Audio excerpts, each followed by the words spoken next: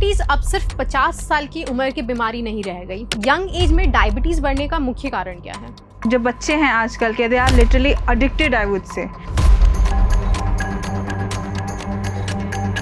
आपके जो जितने डोपामीन रिलीजिंग फैक्टर्स हैं, सारा चीज़ आप बढ़ा रहे हो बॉडी में। मेजर जो क्लासिफिकेशन हमारा है 5 टाइप्स का डायबिटीज़ का है। हिस्ट्री में जिनको डायबिटीज रही है जिस फैमिली में, उसको ज़्यादा इफेक्ट करता है डायबिटीज। इन शॉर्ट कि ये जेनेटिक होता है। Diabetes runs in families. I would rather से कि diabetes runs in families who do not run. Parents कैसे पहचानेंगे कि डायबिटीज़ है उनके बच्चों को? आपको नोटिस करना है कि बार बार बच्चा पेशाब तो जा रहा है कि नहीं जा रहा है, खा रहा है लेकिन इज़ नॉट गेनिंग वेट। छोटे बच्चों को मतलब मेंटली भी परेशान करता है क्या डायबिटीज़? उस उम्र में पता भी नहीं है कि इंसुलिन क्या है, उनको ये भी नहीं पता डायबिटीज़ क्या है, but they are dependent on insulin. बार बार हाई शुगर आने का मतलब भी डायबिटीज़ होना हो सकता है। मोस्ट ऑफ द केसेस में अगर आपका हाई ब्लड शुगर रह रहा है, मतलब कहीं ना कहीं तो बॉडी का मैकेनिज्म फॉल्टर कर रहा है। इंसुलिन जो है ये कैसे काम करता है शुगर पेशेंट के लिए? The main function of insulin कि आपका यूटिलाइजेशन ऑफ ग्लूकोज कर पाता है बॉडी में। जो शहर के लोग हैं, हम लोग ऑब्वियसली हम लोग बहुत ज़्यादा बाहर का खाना पीना खाते हैं। अर्बन पॉपुलेशन है, उनमें ज़्यादा केसेस है और उनमें ही ज़्यादा अनकंट्रोल्ड है। फीमेल्स में ज़्यादा प्रिडोमिनेंट है, क्योंकि क्या होता है ना, उनको लगता है हम घर काम कर रहे हैं, हमारे लिए यही एक्सरसाइज है। ऐसा नहीं होता है। और डायबिटीज़ को पूरी तरह से ख़त्म किया जा सकता है? मैंने किसी का मेडिकेशंस बंद होते हुए तो नहीं देखा है।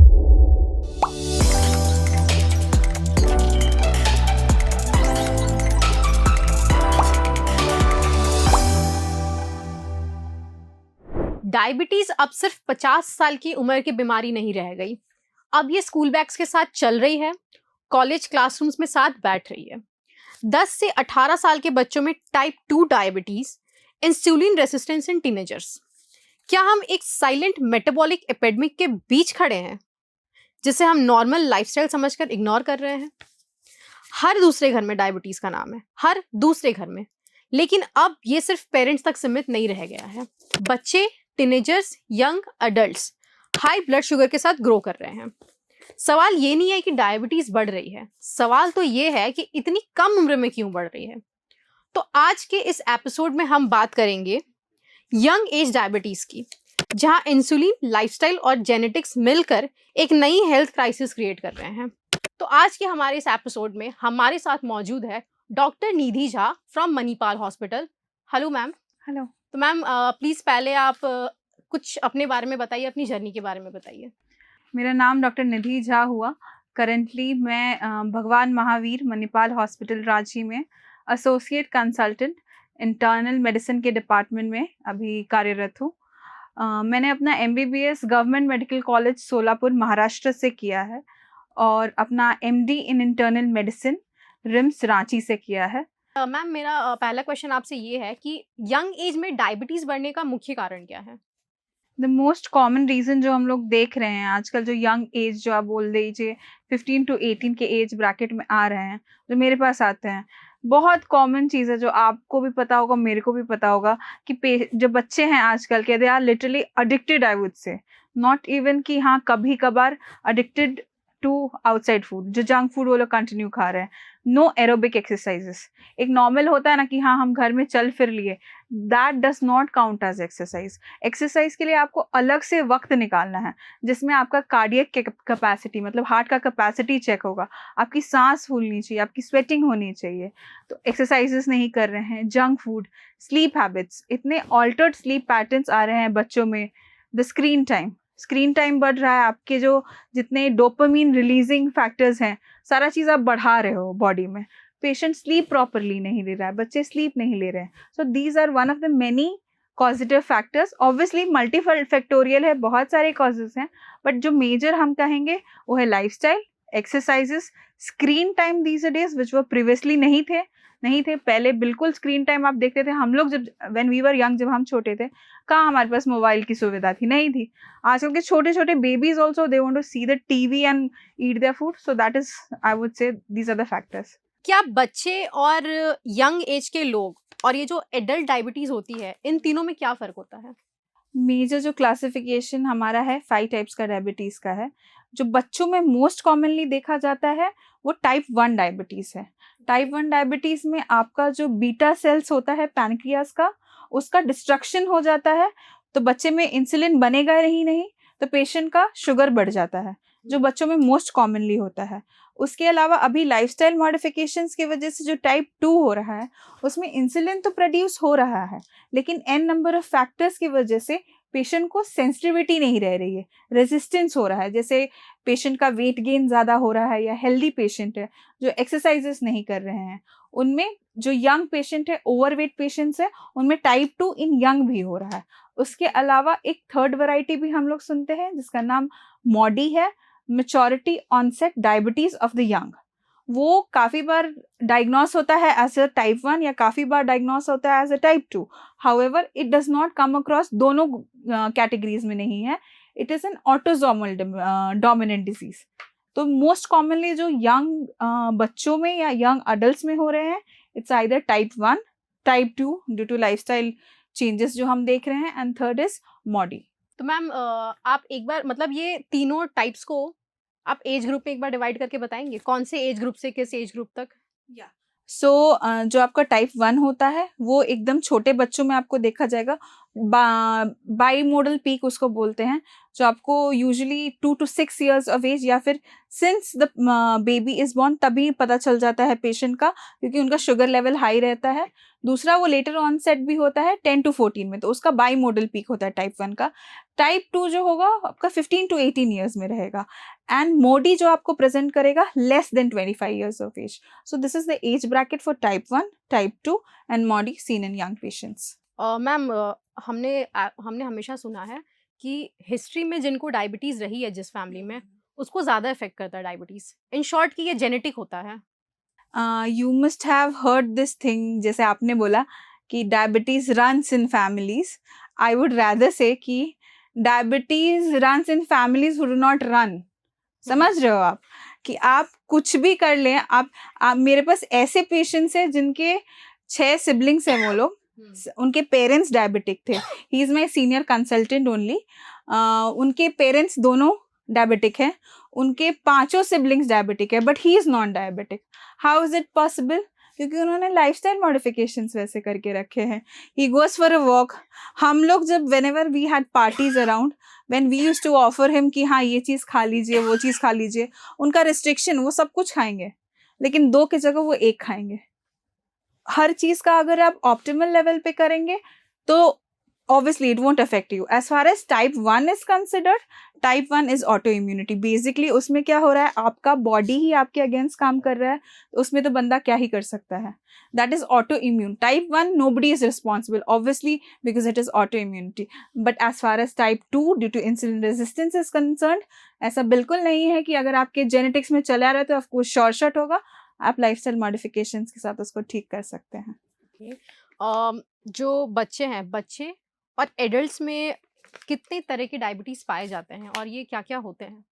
ओके, सो जैसे मैंने टाइप 1 टाइप 2 बोला, फिर टाइप 3 में जो होता है, टाइप 3 में आपका क्रॉनिक, टाइप 1 आपका ऑटोइम्यून हो गया, type 2 insulin resistance, type 3 chronic patient का पैनक्रियाटिक किसी भी डिसऑर्डर की वजह से, अक्यूट पैनक्रेटाइटिस की वजह से हो सकता है। बेसिकली उनका पैनक्रियास इफेक्ट हो रहा है, इसीलिए पेशेंट का इंसुलिन सिक्रीशन हैम्पर हो रहा है। That comes in category the type 3। Type 4 is gestational, मतलब जो प्रेगनेंसी के दौरान होती है, that is type 4। And type 5 आप भी सुन के शायद यू विल बी सरप्राइज्ड कि सब बोलते हैं ना खाना ज़्यादा खाने से हो रहा है, बाहरी खाने से, ऑब्वियसली ये पॉजिटिव है। Type 5 is malnutrition associated, and malnutrition हम लोग क्या करते हैं, हमेशा कैटेगराइज करते हैं कि कम खाने को मैल न्यूट्रिशन बोलते हैं। नो, मैल न्यूट्रिशन आइदर ओवर और अंडर न्यूट्रिशन, या ज़्यादा या कम न्यूट्रिशन को मैल न्यूट्रिशन हम कहते हैं। सो उसको कैटेगरी 5 कहा जाता है। मैम ये जो ऑटो इम्यून में जो टाइप 1 डायबिटीज होता है, ये अचानक शुरू होता है या कुछ सिम्टम्स मिलते हैं पहले? डेफिनेटली कुछ पेशेंट्स में तो ऑब्वियसली सिम्टम्स, अगर बच्चा बोलने लायक है, ऐसा अपना सिम्टम्स बता सकता है, तो वेट लॉस सबसे फाइंडिंग जो आपको टाइप 1 में मिलेगी ना, पेशेंट को वेट लॉस रहेगा, एकदम पतला दुबला पेशेंट आपके पास आएगा, बोलेगा मुझे बहुत प्यास लगती है, बहुत सीवियर थर्स्ट है पेशेंट को खाने की बहुत इच्छा हो रही है, लेकिन पेशेंट वेट गेन नहीं कर पा रहा है। उसके अलावा पेशेंट बोलेगा मुझे बार बार यूरिन जाना पड़ रहा है, जो हम लोग 3 P's बोलते हैं। पॉलीडिप्सिया मतलब बहुत ज़्यादा प्यास लगना, पॉलीयूरिया मतलब बहुत ज़्यादा बार यूरिन जाना, और पॉलीफेजिया मतलब बहुत बार खाना खाना। तो ये सारे सिम्टम्स यूजुअली मिलते हैं हमारे पास टाइप 1 डायबिटीज़ में, लेकिन उसमें भी प्रिडोमिनेंट या ज़्यादातर पेशेंट्स में हमारे पास पॉलीडिप्सिया यानी कि ज़्यादा बार प्यास लगना और पॉलीयूरिया यानी ज़्यादा बार यूरिन जाना की शिकायत के साथ मिलते हैं। उसके अलावा हाइपरग्लाइसीमिया वो तो है ही, क्राइटेरिया ही है कि आपका हाइपरग्लाइसीमिया यानी कि ब्लड में शुगर ज़्यादा होना is a must criteria. So these are the most common symptoms. तो मैम ये सिर्फ टाइप 1 में होता है, टाइप 2 और टाइप 3 में नहीं होते? नहीं, बिल्कुल टाइप 2 टाइप 3 में भी होगा, लेकिन टाइप 2 का पेशेंट कभी भी आपका थिन एंड लीन नहीं होगा, उल्टा होगा। Patient will be somebody who is in the middle aged आदमी रहेगा, on the heavier side of the scale I would say, ठीक है। और टाइप 1 बच्चों को ही इफेक्ट होता है मैक्सिमम केसेस में। अब नए वैरायटी जैसे लाडा हो गया, ये सब अब अडल्ट्स में भी नया कैटेगरीज में आया है क्लासिफिकेशन के हिसाब से। बट टाइप 1 टाइप 2 जो पहले से चलते आ रहा है, type 2 will usually be an obese patient and type 1 will usually be a thin lean young child. Fasting blood sugar, PBPS और HbA1c की क्या भूमिका है? तो हमारा जो क्राइटेरिया होता है डायग्नोस करने का या पता करने का कि पेशेंट को डायबिटीज़ है कि नहीं, उसमें हम लोग 3 पैरामीटर्स देखते हैं। फास्टिंग ब्लड शुगर जो आपने FBS बोला, PPBS इज पोस्ट प्रैंडियल मतलब खाने के 2 घंटे बाद वाला ब्लड शुगर, और तीसरा है HbA1c, वो आपका long term control over the last 3 months, हम लोग ऑन एंड स्टैंडर्ड बोलते हैं कि 3 मंथ्स का शुगर कंट्रोल बताता है। तो आपको डायग्नोस करने के लिए पेशेंट का fasting blood sugar more than 126, post prandial यानी कि खाने के 2 घंटे बाद वाला ब्लड शुगर मोर देन 200, और HbA1c मोर देन 6.5 अगर किसी पेशेंट का है विथ सिम्टम्स हमारे लिए बहुत ज़्यादा इंपॉर्टेंट होते हैं, जो मैंने आपको बोला, पॉलीयूरिया, पॉलीडिप्सिया, पॉलीफेजिया अगर पेशेंट में है, along with these lab parameters, उस केस में हम लोग बोलेंगे कि पेशेंट को डायबिटीज़ है। मैम प्री डायबिटीज़ अगर हम छोटे बच्चों में पहचान सकते हैं तो कैसे? उसको थोड़ा डिटेल से बताइए कि पेरेंट्स कैसे पहचानेंगे कि डायबिटीज़ है उनके बच्चों को? जैसे मैंने आपको बोला था कि अगर पेशेंट ऐसा है, एकदम स्मॉल बेबी नहीं है जो खुद से कम्युनिकेट कर पा रहा है, तो उनको सिम्टम्स आपको नोटिस करना है कि बार बार बच्चा पेशाब तो जा रहा है कि नहीं जा रहा है, इंक्रीज फ्रीक्वेंसी क्योंकि ये रह रहा है, और क्योंकि इन पेशेंट्स में ना यूरिन में ग्लूकोज बहुत लूज हो जाता है, ठीक है, तो उसकी वजह से पेशेंट को अगेन थर्स्ट बहुत लगता है। आपका बच्चा and the patient will not gain weight in spite of the fact कि वो खा रहा है लेकिन is not gaining weight. That is also one thing that you will see in the child. Ma'am क्या बार बार हाई शुगर आने का मतलब भी डायबिटीज़ होना हो सकता है? मोस्ट ऑफ द केसेस में अगर आपका हाई ब्लड शुगर रह रहा है, मतलब कहीं ना कहीं तो बॉडी का मैकेनिज्म फॉल्टर कर रहा है जिसकी वजह से आपका हाई शुगर आ रहा है। बट अगेन एक रैंडम शुगर, जैसे मैंने अभी आज के टाइम पे आपने कुछ स्वीट खा लिया, आपने गाजर का हलवा खा लिया, इन दैट पर्टिकुलर केस आपका obviously blood sugar higher side पे ही रहेगा। तो the diet is also very essential. अगर आपने इमिडिएटली खाया, इमिडिएटली किया तो ब्लड शुगर हाई आएगा, या स्टेरॉइड्स किसी का चल रहा है तो उस केस में हाई आएगा, तो वो हम कंसिडर नहीं करेंगे। बट अंडर नॉर्मल सर्कमस्टेंसेस अगर रैंडम ब्लड शुगर 200 के ऊपर है तो हम लोग डायबिटीज कहते हैं। मैम आप हमें अपने कुछ केसेस बताइए टाइप 1, टाइप 2 और टाइप 3 के लिए, अपने कोई पेशेंट जिसने आपने जिससे ट्रीट किया हो। तो एक बच्चा आया था, 16 इयर्स का था, and again a very thin lean patient. और पेशेंट जब आया था, पहले से कुछ भी फैमिली हिस्ट्री नहीं है, न शुगर का, न हाइपरटेंशन का, कुछ भी नहीं था। बच्चे के फैमिली में किसी को कुछ भी नहीं था। बस पेशेंट आया था कोमा के स्टेट में, एकदम हेविली ब्रीथ कर रहा था, इमरजेंसी में मेरे पास आया था। और हम लोग कोई भी पेशेंट अगर आता है हमारे पास अनकॉन्शियस स्टेट में, तो हम लोग सबसे पहले किसी भी पेशेंट का प्यूपिल्स मतलब आंखों का रिएक्शन चेक करते हैं कि पेशेंट है कि नहीं। दूसरा हार्ट कि पेशेंट इज स्टिल उनका हार्ट साउंड सुनाई दे रहा है कि नहीं. And the third thing that we go to airway, breathing, circulation, सारा चीज अगर पेशेंट का सारा चीज हमको नॉर्मल लग रहा है, then we see the random blood sugar of the patient. मतलब ग्लूकोमीटर से हम लोग शुगर नापते हैं.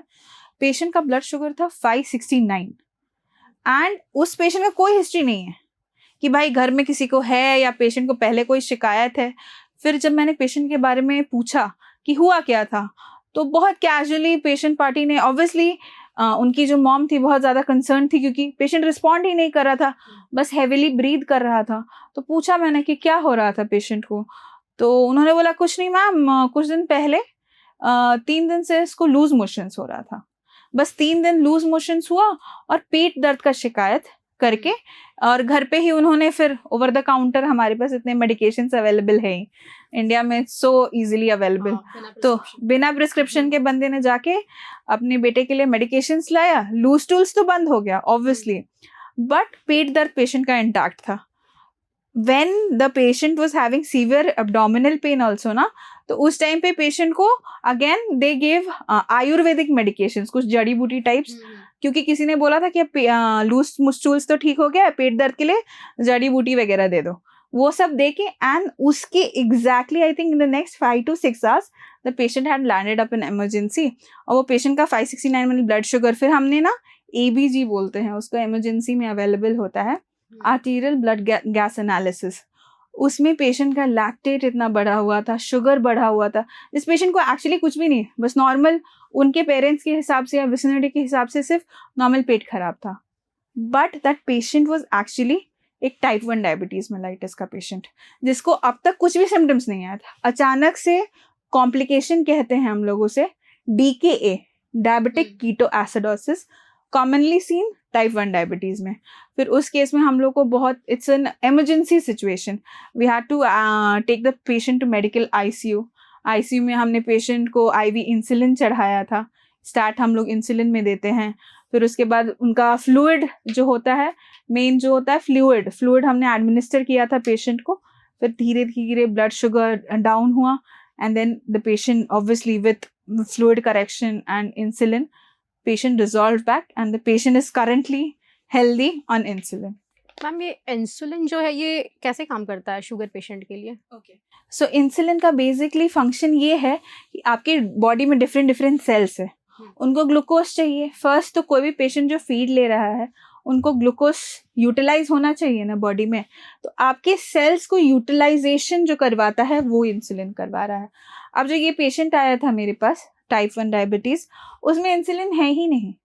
वो बंदे के पास अगर इंसुलिन ही नहीं है तो उसका मसल्स या उसका कोई भी सेल्स ऑफ द बॉडी कहाँ से यूटिलाइज कर पाएगा? नहीं कर पाएगा. And that is the reason patient का जो भी शुगर है वो राइज कर रहा है ब्लड में, उसके पास ग्लूकोज है लेकिन वो यूटिलाइज नहीं हो पा रहा है. That is the main function of insulin, कि आपका यूटिलाइजेशन ऑफ ग्लूकोज कर पाता है बॉडी में. मैम इसका फैट से भी कोई लेना देना होता है क्या इंसुलिन का? डेफिनेटली. अब जैसे इंसुलिन रेजिस्टेंस जो होता है, आप सुनते होंगे कि पेट के अराउंड मोटापा जिसे कहते हैं सेंट्रिपिटल ओबेसिटी. तो इंसुलिन रेजिस्टेंस के केसेस में क्या होता है ना, जो आपके अल्फा सेल्स होते हैं वो बीटा 3 रिसेप्टर्स में चेंज होते हैं, अब फ्री फैटी एसिड्स बढ़ जाते हैं. और इंसुलिन रेजिस्टेंट के केसेस में आप मैक्सिमम टाइम देखेंगे इनके FFAs इतने ज़्यादा बढ़े रहते हैं. फैटी लिवर आप सुनते होंगे. अगेन ये सारा चीज मल्टीफैक्टोरियल है. दीज आर इंसुलिन रेजिस्टेंस, फिर आपका FFA बढ़ना, centripetal obesity, they are a part of metabolic syndrome. तो obviously they are interlinked. Ma'am मेरे खुद के कज़न है, मतलब वो मेरे से शायद 2 या 3 साल ही बड़े हैं. मैंने उनको भी देखा इंसुलिन यूज़ करते हुए. तो ये जो इतने यंग एज में जो इंसुलिन ले रहे हैं, ये उनको आगे जाके प्रॉब्लम नहीं क्रिएट करेगा? सबसे पहले चीज़, अगर टाइप 1 डायबिटीज़ है पेशेंट को, जैसे आपने बोला, तो पहले भी हम लोग को देखना पड़ेगा कि पेशेंट को टाइप 1 है या टाइप 2 की तरफ है पेशेंट. उसमें भी क्राइटेरियाज होते हैं टाइप 2 में. जैसे अगर HbA1c जो रिकमेंडेड है अभी रिसेंट स्टडीज़ के हिसाब से, HbA1c 9.5 के अबव, क्योंकि पेशेंट का 9.5 HbA1c हो गया है, मतलब पेशेंट ऑलरेडी टैबलेट्स ले रहा था फिर भी अनकंट्रोल्ड है, उस केस में इंसुलिन आपको देना ही है. It is an indication.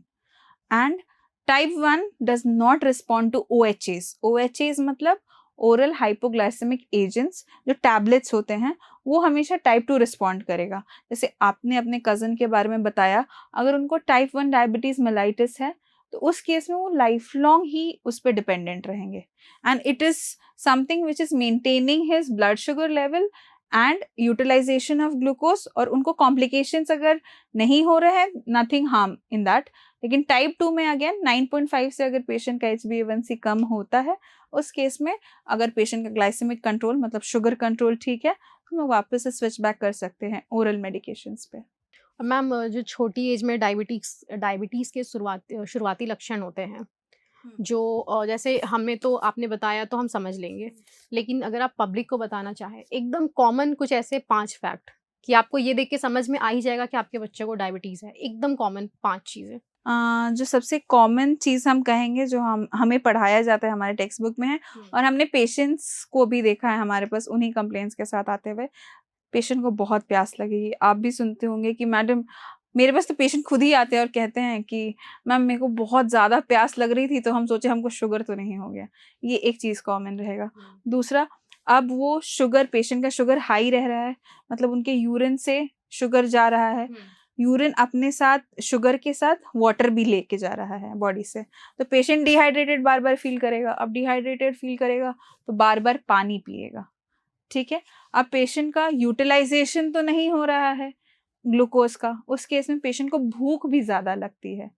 अब यूरिन में क्योंकि ग्लूकोज जा रहा है पेशेंट का, कोई भी चाहे वो टाइप 1 टाइप 2 में हो, तो हमारे यूरिन में जब glucose, it's a energy source है ना हमारे बॉडी के लिए, तो वही है। तो यूटीआईज बहुत कॉमन होते हैं डायबिटिक पेशेंट्स में ना, कोई भी डायबिटिक पेशेंट में, उनमें ना यूरिनरी ट्रैक्ट इन्फेक्शन जो हम कहते हैं बहुत ज़्यादा कॉमन है।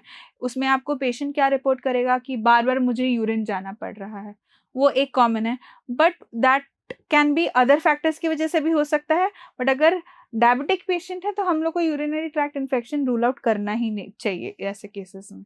मैम ये जो किसी भी एज में, छोटी उम्र में बोले या यंग अडल्ट्स को तो हो ही रहा है, पर अगर छोटी उम्र के बच्चे और यंग एज के बच्चे को जो डायबिटीज़ हो रहा है, जो शुगर इश्यूज हो रहे हैं, इससे बॉडी के कौन से पार्ट्स में इफेक्ट पड़ता है? ओके, सो कॉम्प्लिकेशंस जो हम बोलते हैं, इनको कॉम्प्लिकेशंस को हम लोग 2 टाइप में डिवाइड करते हैं। अक्यूट मतलब जो इमिडिएटली, जिसका इम्पैक्ट बॉडी पे इमिडिएटली पड़ रहा है, और क्रॉनिक जो लॉन्ग टर्म में पेशेंट को अफेक्ट कर रहा है। अब अक्यूट में जैसे मैंने उस केस में आपको बताया था कि पेशेंट को डीके हो गया, अब डीके जानलेवा है, उस केस में आपको पेशेंट को एडमिट करके एकदम हेविली रिससिटेट करना पड़ेगा पेशेंट को, फ्लूइड्स के साथ, इंसुलिन के साथ, पोटेशियम का भी काफ़ी रोल होता है। तो that comes in acute complications in type 1।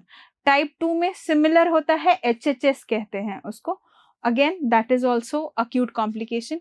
अब लॉन्ग टर्म कॉम्प्लिकेशंस में माइक्रो और मैक्रोवास्कुलर मैक्रो कॉम्प्लिकेशंस और लॉन्ग टर्म में क्रॉनिक केसेस में माइक्रोवास्कुलर और मैक्रोवास्कुलर कॉम्प्लिकेशंस होते हैं। माइक्रो, जैसे कि आप सुनते होंगे कि बहुत सारे डायबिटीज़ के जो पेशेंट्स हैं उनको डायलिसिस पे रखना पड़ता है। क्यों? क्योंकि इनका ना प्रोलॉन्ग्ड शुगर बढ़ा हुआ है। अब इनके जो ब्लड वेसल्स हैं उनमें इन्फ्लेमेशन हो जाता है, इन्फ्लेमेशन की वजह से पेशेंट क्रॉनिक किडनी डिजीज में लैंड अप करता है। अब उस एक बार अगर पेशेंट को क्रॉनिक किडनी डिजीज डायग्नोस हो गया, पेशेंट का अगर यूरिन आउटपुट कम है, बाकी यूरिन में प्रोटीन जा रहा है, देयर आर इंडिकेशंस जिसमें पेशेंट को डायलिसिस पे शिफ्ट करना पड़ता है, तो क्रॉनिक किडनी डिजीज हो गया। उसके अलावा कैटरैक्ट आप सुनते होंगे, जो डायबिटिक पेशेंट्स है, अगर एक सर्टेन नॉन डायबिटिक पेशेंट को एज रिलेटेड कैटरैक्ट हो रहा है, जो डायबिटिक पेशेंट्स है जिनका कंट्रोल नहीं है, हाइपरग्लाइसीमिया बहुत परसिस्टेंट है, बहुत दिनों से शुगर बढ़ा हुआ है, उनमें कैटरैक्ट बहुत कॉमन कॉम्प्लिकेशन है। और जो ग्लोबल बर्डन है, जो हम लोग बोल रहे हैं diabetes as an epidemic, it is bringing along CKD as an epidemic. आप देख रहे होंगे कि इतना नंबर ऑफ नेफ्रोलॉजिस्ट का डिमांड क्यों बढ़ रहा है, क्योंकि उतना लोड है, क्योंकि पेशेंट्स को डायबिटीज हो रहा है लेकिन लाइफस्टाइल मॉडिफिकेशंस के साथ वो कंट्रोल नहीं कर रहे हैं, तो ऑब्वियसली उनके जो कॉम्प्लिकेशंस है वो बढ़ रहे हैं, और कॉम्प्लिकेशंस बढ़ रहे हैं, CKD, कैटरैक्ट, हार्ट के कॉम्प्लिकेशंस जैसे CAD वगैरह होता है। कि जो डायबिटिक पेशेंट्स होते हैं ना, उनमें लिपिड प्रोफाइल डिरेंजमेंट बहुत कॉमन होता है, उनके ट्राइग्लिसराइड्स बढ़े रहेंगे, कोलेस्ट्रॉल बढ़े रहेंगे। ये सारा चीज़ क्या आपको प्रोन करता है? Coronary artery disease. जो पेशेंट आप सुनते होंगे कि ये डायबिटिक पेशेंट था, इसको हार्ट अटैक हो गया, okay, so these are very common. Heart हो गया, किडनीज हो गया, आईज हो गया, जिनको अफेक्ट करता है। मैम ये छोटे बच्चों को मतलब मेंटली भी परेशान करता है क्या डायबिटीज? ऑब्वियसली अब सोचिए कि आपका नॉर्मल चाइल्ड है जिसको डायबिटीज़ की शिकायत नहीं है। हम इसमें रिगार्डिंग टाइप 1 ही बात करेंगे, क्योंकि वो पेशेंट्स ऐसे होते हैं ना जिनको उस उम्र में पता भी नहीं है कि इंसुलिन क्या है, उनको ये भी नहीं पता डायबिटीज़ क्या है, but they are dependent on insulin. थोड़ा सा भी फ्लक्चुएशन होगा तो फिर उनको सफ़र करना पड़ रहा है, they are getting admitted in the hospitals. तो नॉर्मल बच्चे जो मस्त अपना खेल कूद रहे हैं, दीज पेशेंट्स अगर इंसुलिन नहीं लेंगे, they are going to go to the hospital. तो obviously it does have an impact mentally also. Physically तो है ही जो मैंने कॉम्प्लिकेशंस बताया, but mentally it does impact a child who is having type 1 diabetes, definitely for sure. और ma'am ये मतलब कुछ हार्मोनल इश्यूज भी होते हैं क्या डायबिटीज की वजह से अडल्ट्स को? या बिल्कुल, जैसे डायबिटीज़ हम लोग बोलते हैं it is due to insulin. जो अडल्ट हम लोग बोल रहे हैं टाइप 2 में हो रहा है, इंसुलिन जो होता है, इंसुलिन रेजिस्टेंस हम लोग कहते हैं। मैंने पहले भी जैसे बताया था ना, ये सब मेटाबॉलिक सिंड्रोम के पार्ट एंड पार्सल हैं, ठीक है। अब वो मेटाबॉलिक सिंड्रोम में बहुत सारे पैरामीटर्स आते हैं, जैसे ब्लड प्रेशर। अगर किसी का ब्लड प्रेशर 130/85 है, से ज़्यादा है, फिर उसके बाद मैंने रैंडम ब्लड शुगर जो आपको बताया था, मोर देन 200 है पेशेंट का विथ सिम्टम्स, फिर सेंट्रीपिटल ओबेसिटी। अब इंडियन पॉपुलेशन और वेस्टर्न पॉपुलेशन में बीएमआई का भी कॉन्सेप्ट ना बड़ा वेरिएंट है। अब जो वेस्टर्न पॉपुलेशन है ना, उनके लिए हम लोग 18 to 24.9 जो बोलते हैं नॉर्मल बीएमआई है, 25 to 29.9 हम लोग ओवरवेट बोलते हैं, and beyond 30 and above is obese. But however we are so prone to coronary artery diseases, मतलब जो हार्ट डिजीजेस वगैरह है ना, इंडिया में इतना ज़्यादा कॉमन है। और जैसे फॉरेन में जो हमारा लिटरेचर कहता है मेल्स ज़्यादा अफेक्टेड है, जबकि इंडिया में उल्टा ही है, फीमेल ज़्यादा अफेक्टेड है। And age of onset late है वेस्टर्न कंट्रीज में, इंडिया में जल्दी है। I have seen a 18-year-old having an attack of, मतलब MI हुआ था पेशेंट को, मायोकार्डियल इन्फेक्शन। जब मैंने उस पेशेंट का ECG देखा था, आई कुडंट बिलीव।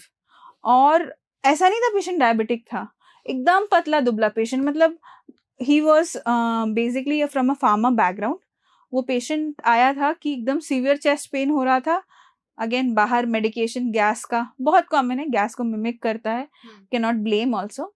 तो मेरे पास ये बच्चा आया था, I think he was 16 or 17, and he died within 15 minutes in the emergency. What happened?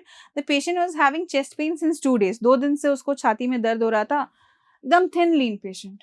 कोई एक्सपेक्ट भी नहीं कर सकता कि भाई इतना पतला दुबला आदमी को कहाँ से हार्ट अटैक आएगा या कहाँ से डायबिटीज होगा।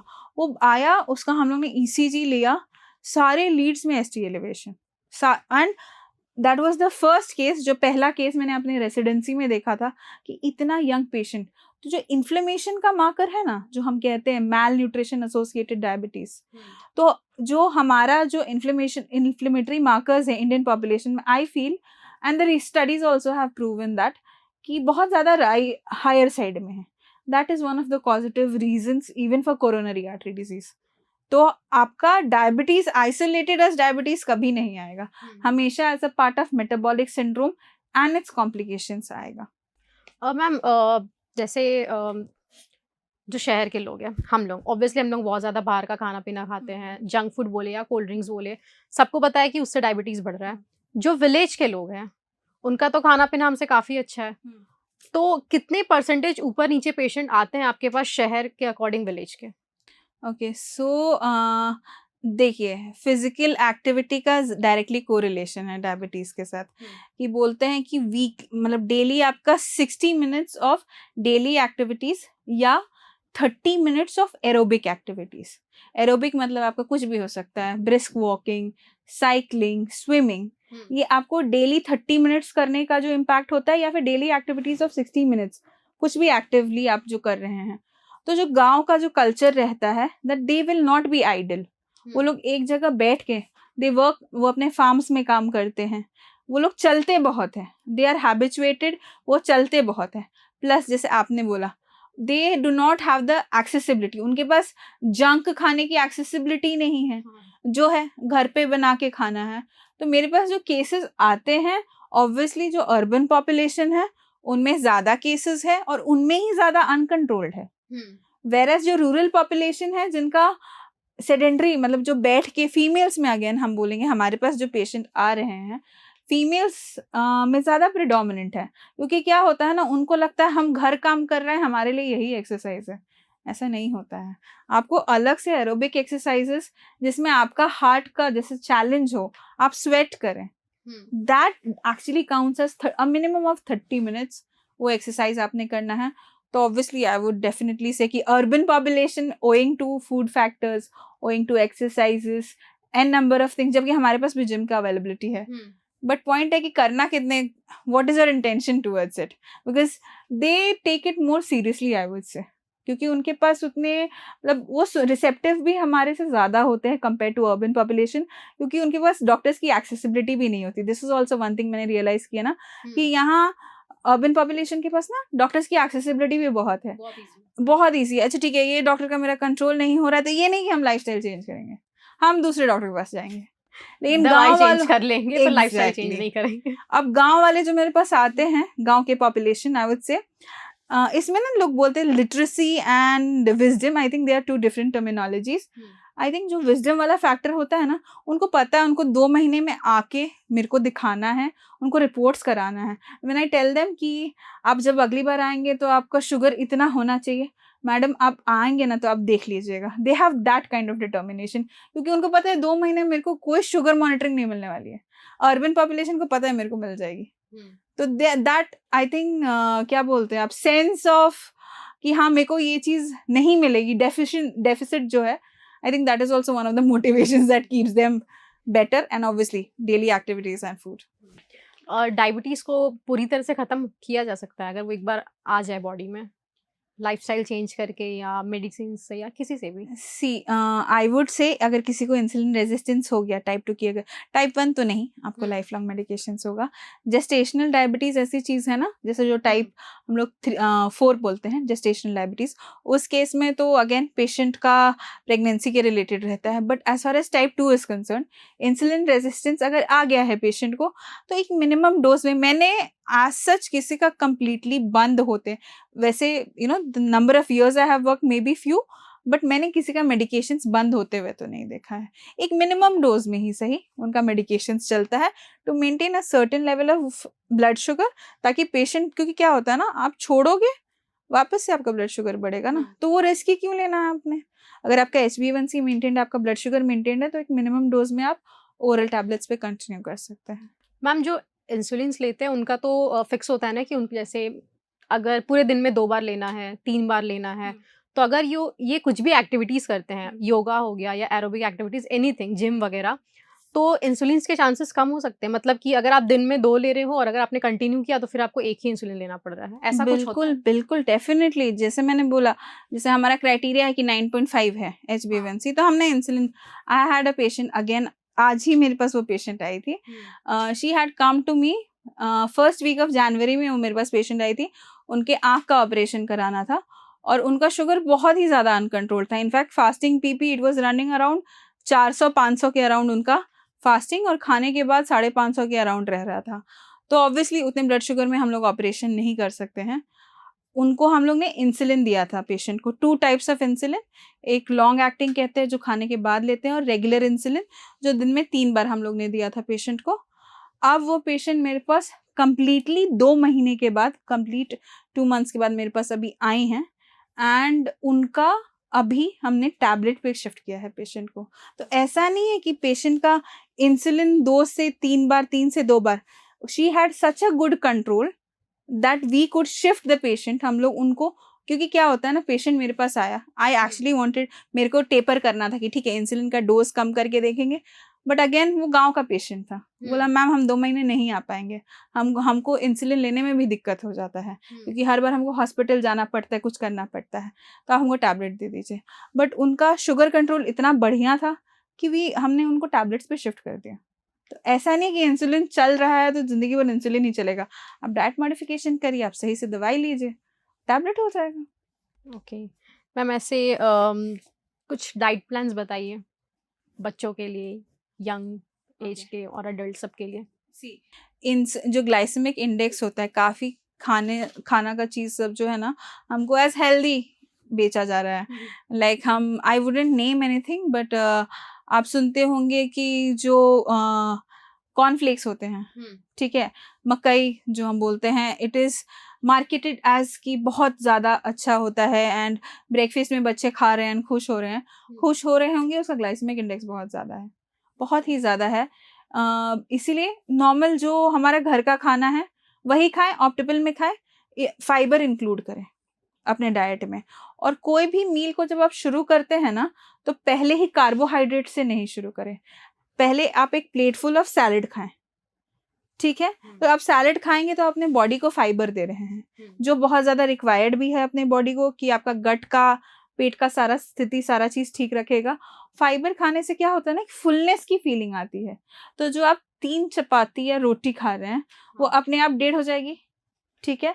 और प्लस फाइबर पहले खाने से जो शुगर का राइज होगा ब्लड में, वो relatively compare to what chapati will do, will not be as much. Fibres will not cause a sudden rise in your blood sugars, ठीक है। तो आप पहले फाइबर खाएं, फिर अपने प्रोटीन्स खाएं, and then it should be followed by carbohydrates, जो चावल, दाल, चावल और रोटी मेजरली हम कार्ब्स जो हम इंक्लूड करते हैं। ऑलवेज डेफिनेटली किसी भी मील के पहले जो एपेटाइजर आप खा रहे हो ना, it should always be your salad और your fibre, then followed by protein, then your carbs and fats. Ma'am, आप अपनी तरफ से कुछ टिप्स ऐड करना चाहेंगे हमारे व्यूअर्स के लिए, तो प्लीज़।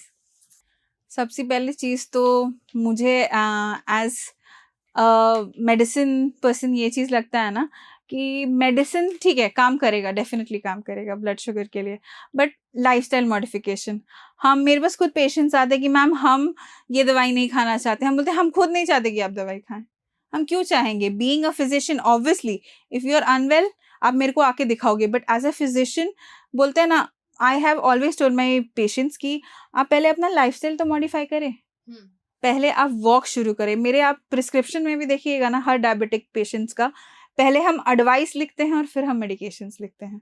क्योंकि अगर कोई पेशेंट आए, मेरे पास ऐसे भी पेशेंट्स आए हैं जिनका lipid profile, again he was a 75 year old man, जब आए थे तो उनका कोलेस्ट्रॉल 303 के अराउंड और ट्राइग्लिसराइड्स वाज 259, ओके। और उनको बाहर से अगेन मेडिकेशंस दे दिया था। नॉन डायबिटिक पेशेंट थे, हम डिनाई नहीं करेंगे, बट बहुत ज़्यादा ट्राइग्लिसराइड्स और ये सब बढ़ा हुआ था, पतला दुबला पेशेंट था, और फिर अगेन रूरल पॉपुलेशन का पेशेंट था। तो मैंने उनको बोला कि बाबा आप बोलेंगे तो हम मेडिकेशंस अपने तरफ से हम ऐड कर देते हैं, लेकिन आप कोशिश करिए कि ये दवाई ना खा के अपने डाइट से ये सुधार करिएगा। वो पेशेंट अगेन मेरे पास 2 मंथ्स के फॉलोअप के बाद आया, and this time I was surprised. उसने दवाई, मेरे को उनके रिपोर्ट्स देख के ना मुझे ऐसा लगा कि ये पेशेंट ने दवाई ली है, ठीक है, क्योंकि मैंने प्रिस्क्राइब कर दिया था। As a physician it is my job to give the medication, right. But when I asked him कि आपका, and his cholesterol levels were around 203 and triglycerides around 150, normal range में ऑलमोस्ट आ गया था। मैंने, आपने क्या करा कि रेगुलरली मेडिकेशंस खा रहे थे? तो नहीं बेटा, मैंने तो डाइट से कर लिया। एंड आई वॉज लिटरली, मैं इतनी सरप्राइज हो गई थी कि भाई 75 साल का इंसान जिसके पास, एंड मतलब अपेरेंटली उनकी वाइफ भी नहीं थी, मतलब मैं खुद बनाने लगा था। अब मैं सिर्फ स्प्राउट्स खाता हूँ नाश्ता में, रोटी खाता ही नहीं, क्योंकि he was concerned about his lifestyle modification. अगर आपको अपनी फिक्र है तो आप करोगे, अगर नहीं है तो नहीं होगी। तो फर्स्ट चीज़ जो हम कहेंगे कि लाइफस्टाइल मॉडिफिकेशन करें, थोड़ा वॉक लें, you know, and the walk shouldn't be कि भाई फ़ोन पे बात करते करते वॉक ले रहे हैं। It should actually it should challenge you.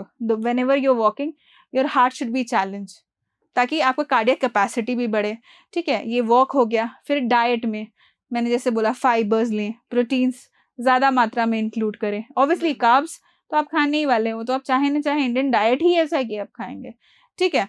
Medications है तो ये नहीं कि शुगर मेरा अभी नॉर्मल हो गया तो छोड़ देंगे। ऐसे भी पेशेंट्स आते हैं, मैम मेरा शुगर नॉर्मल हो गया था, हम छोड़ दिए। बोले कौन बोला छोड़ने के लिए? कुछ नहीं, हमको लगा छोड़ देना चाहिए। तो मेडिकेशंस आप टाइम पे ले, एंड देन इवेंचुअली जब आप सारा चीज पैरामीटर्स फॉलो करेंगे ना, rest of the things will automatically follow. Okay, thank you so much ma'am. इतने ही क्वेश्चंस थे फिलहाल तो हमारे पास। तो ये था आज का हमारा एपिसोड, बहुत ही कॉमन सी डिजीज को लेके, विच इज डायबिटीज। तो अगर आपके भी कुछ सवाल है, अगर आप हमसे या डॉक्टर से कुछ और सवाल करना चाहते हैं तो नीचे कमेंट में ज़रूर बताएं। प्रभातखबर.com, विश्वास वही, रफ्तार नहीं।